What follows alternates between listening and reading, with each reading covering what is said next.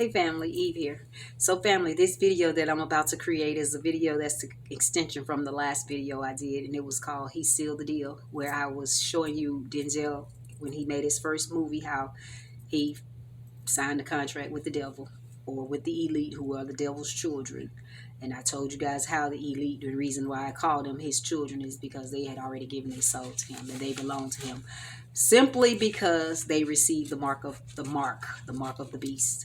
And that mark, remember I told you, they received as young people, and they grew up to be a nation. And when they grew up to be a nation, it was just saying that those nations that received the mark would grow to be a nation to do evil. And usually when evil do evil, they do it to the righteous, which is symbolic for, that mark is symbolic for the evil that they would do to God, righteous people, his children, the children of Israel, who are scattered on the four corners. But I know for a fact that Judah is right here in America. And I made videos showing you how Judah is in the Wizard of Oz, how I showed you that's Judah in America. I showed you how Wizard of Oz is symbolic for America, because Emerald City, Judah having Judah on the breastplate that the priesthood wore, the 12 stones, and Judah was the fourth stone, which was Emerald City, meaning the stock market or the stock exchange, the trade center, and Oz, the United States being Oz, and the Wizard of Oz is the Donald Trump, the president of the United States. And I broke it down so you guys can get a clear understanding of how I knew it was Judah that was here, just by the stone emerald. So family, like I said, the first movie, I broke it down, and I also told you guys that Denzel's career, his life and career, was symbolic for the things that our people would go through here in this country in slavery during the 400 years of captivity, things we would experience or things we would go through. So I'm going to continue in that with that movie, and before I get started, which I've already started, I want to give all praise, honor, and glory to the Father, the Son, and the Holy Spirit.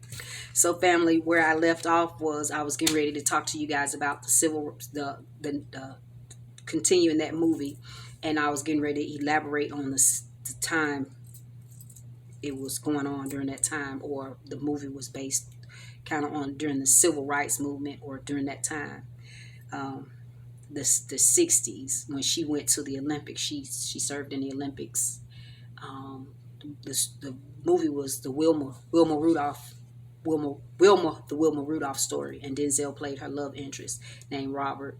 And I broke it all down to you in the first movie what each one of those was symbolic for. So I was going to elaborate on the times of the 60s, because that's when she went to the Olympics. She served in the 1960 Summer Olympics in Paris and Rome, Italy.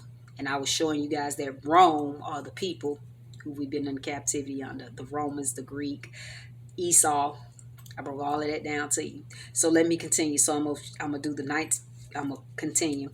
And I was talking about civil rights. So civil refers to something that is related to citizens or the ordinary people in a country, as opposed to military or religious matters. So civil, a citizen, or the ordinary people in a country, as opposed to military. So we know this country right here has ruled through its military. The military has been a dominant force, or the sword, in this country. As the Bible would say, these people have led by the sword. And the Bible also say those who lead by the sword shall die by the sword. So, and I told you it's judgment time. So that sword that they led by is the judge that's going judgment. They're going to die by that sword. And Christ is here. Jesus is back. He's judging right now, every man according to his deed. I stress that. So civil rights civil rights is a right that ensures equal social opportunities and equal protection under the law. See, so equal rights. We were a people that didn't have rights here when we was in this, while we've been slaves in this country. Equal rights. See, that's what civil rights movement was based on, equal rights. We didn't receive equal rights because we weren't even considered a man or a woman or a person. Because remember I told you how they took the birth certificate and they replaced the actual man or woman with, or child, with the birth certificate. When they're born, the mother signs the birth certificate, and when she signs it, she's informing the government that she had a child, and she handed that child over to the government. So when she does that, that means that person is considered dead. They're no longer a person. So they used that birth certificate to create business, make all of us into a business. So civil rights was something that we didn't have. So Dr. King was fighting for something that we were never going to receive. And I'm going to show you two reasons why we were never going to receive it. And that's one, because we wasn't even considered a people. And I might as well go on and tell you. And the second one is because God told us that we were going to go in slavery and we was going to do 400 years. And when God speaks something, it is going to come to pass. It's going to happen. If he said, it will be. And it was nothing Dr. King and no other civil rights leader could do to change that. So Civil War, ambush, to lie in wait for an unexpected attack. Ambush. We were ambushed the whole time we were in slavery here, because every time you turn around, we were being attacked as people. Even during the civil rights period, where they attacked them with the dogs, the water hoses, and they made them understand that they were not even people. They didn't, the way that they treated them, they showed them, it was showing you right there that they didn't have no rights, and they were nobody. They weren't even considered a body or a person. That's why they would attack, let the dogs attack them. They would lock them up, put them in jail. They would do all kind of horrible, cruel things during the civil rights movement. Civilian is a person who is not a member of an armed force or engaged in hostilities. Civilian, that's us. We was considered civilians because we weren't even, like I said, we weren't even a person. They say a person who is not. So only somebody that was considered a citizen or could get civil rights was a person in the military, or Gentiles like white people, all the other nations except for us, so-called Negro, so-called black people, so-called African Americans, as we are known in the Bible as the children of Israel. So family, yeah. So the 1960s was especially known as the time black people, it was known for its civil rights and the Jim Crow Act. Also during that time, black people were really poor and wanted change and progress. The elite, or the Gentiles, knew that and devised a plan to exploit and prosper from the gift and abilities of our people. So when they started recruiting black people to their colleges and university, it was all a part of their agenda to exploit, prosper, and control and keep us in bondage. They didn't want us dwelling amongst their people, but they knew they had to do something because we were their meal ticket. Like, we were the ones with the abilities and the gifts and the talents. Through their schools, colleges, and universities and churches, they did what you call indoctrinate. They indoctrinated us. And like I said, they didn't want us in their programs or in their schools. So they created schools and colleges for us. So like I said, they was figuring out how they was going to prosper from us and get all of these things out of us, and not having to deal with us as a people at the same time. So through their schools, colleges, university, and churches was a way for them to indoctrinate us, teaching us how to be better slaves. If we learn from their schools and they educate us, we could be better on their jobs and working their jobs. And through their athletic programs, they would prosper off our abilities. Like, they would prosper off all of our abilities. So yeah, I said they didn't want us at their colleges and at their universities, so they did what they did what they could to keep us from in their colleges and universities. They began building HBCUs, which is historically black colleges and universities. But we were still being educated by them, like their educational program was still set up by them. And Dr. King was primarily responsible for a lot of those things that happened in the 1960s, because he led our people during the time of the civil rights movement. And see, he also had our people bowing down to other gods, because these HBCUs is when the fraternities and the sororities became very popular. He had all our people joining these fraternities and sororities, and we know when they pledged was to Baal, the devil, the Greek gods, all those Greek entities, all those Greek deities. So he was primarily responsible for that. And like I said, he led our people through, he led them to death. So let me continue talking about him. So he was primarily responsible for a lot of the things that happened in the 60s, because he led our people during the civil rights movement. He promoted he promoted that black people going to HBCUs had a lot to do with him, with, like I said, them joining fraternities and sororities, especially his "I Have a Dream" speech, which God says he calls his people to forget him by bowing down to other gods or deities like Baal and all the Greek gods, Isis, Osiris, Horus. All of those are Greek gods that Dr. King had our people, because he promoted that stuff. So our people following him, he calls them to error in the Most High. So, like I said, he calls our people to error.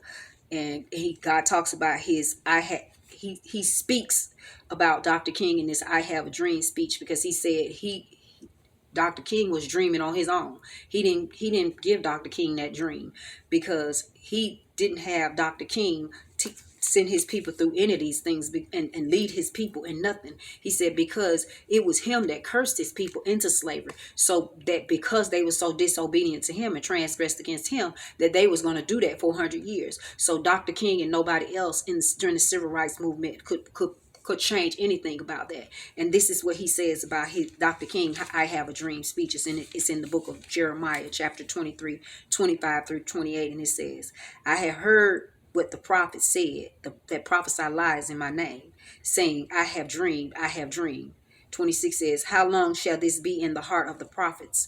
And they prophesy lies. Yea, they are prophets of their own, the deceit of their own hearts, which think to cause my people to forget my name by their dreams, which they tell every man to his neighbor. And their father have forgotten my name for Baal. The prophet that hath a dream, let him tell a dream. And he that hath my word, let him speak my word. Faithfully, what is the chaff to the wheat, saith the Lord." See, he's saying right there, Dr. King had that dream, and he gave that whole dream to the world, but it was the deceit of his own heart, trying to convince the world that he wanted us to mingle and do after the ways of these other nations, which he didn't. Like he said, the little black boys, little white girls, and all of these things doing it together. No, that was not his plan. He didn't even want us dwelling amongst these people. And when you go in the book of Exodus, he'll tell you everything that he told us not to do. And Dr. King leading his people through all of this was not what he planned. Dr. King and Malcolm X and a whole host of others, Ralph David Abernathy, Hosea Williams, all of them misled his people during the Civil Rights Movement. Jim Crow Act was the time where white people make mockery of black people, things that they did, painting their face white. Like I said, I was going to talk about Jim Crow too. Jim Crow refers to the repressive laws and custom once used to restrict black Americans' rights. Like they didn't want us to do nothing. They didn't want us to have nothing. They put us in bondage, and that's all they wanted us to do, to be slaves and to work and slave for them. And like I said, they did that through their colleges, their universities, their churches, and their military. All of that they used during the 60s to keep us bound. Jim Crow law characterizes and minstrel show the stereotype of black men. Jim Crow characteristics they characterize black men as lazy, stupid, inhumane, and unworthy of rights. So that's what they did when they painted their face, the big lips, the black, they painted their face, white people painted their face black, and then they would walk around and mock our black men and call them lazy and stupid. But that was all reverse psychology to make them work harder. Yeah, indoctrination. I can't remember that book. I'm going to remember that book. It was something, The Making of a Slave, something Negro. I'm going to have to think of the name of that book that guy wrote. Damn, I know the name of the book. However, I've always looked at athletes as gladiators because sports have always been used to entertain the elite. They make or have made the athletes feel as though they are better than regular man. But they are not, because they are bigger slaves and more in bondage than the average man, especially considering after they sign a contract or a covenant, a contract, making this what they so good at, their career. See, so what they do is they've taken our gifts and used them against us to prosper. Yeah, so they make athletes and actors, entertainers, and all of them feel like they're better than the average man, but they're bigger slaves. That's why I did a video, and you can watch it. It's called net worth. The money that you make as a slave, because a net is used to capture, and that's what they did. They captured us with nets and brought us down as slaves. Worth is what you're worth to them in this world. The money that the value they put on you as a slave, net worth. hmm So, making what, like I said, making what they do a career. The way you know they are bigger slaves is because the elite bid on them and trade on them, and or they have bidded or traded. Like you know when they have the draft, the football draft, they draft on a player saying he's worth this, and they put him on a certain team because they expect this team to prosper or make more money because of this certain player. Every year they have the draft where they trade and bid on players. That's a slave. Ain't that what they do? Ain't that what they did when they put us on the auction block? In Jamestown, Virginia, when they put the very first slave on the auction block, they bid on him. And then they traded him and sent him to a plantation. And what he do? He worked to make the money. That's a slave. That's the same thing these athletes and entertainers are. So, yeah.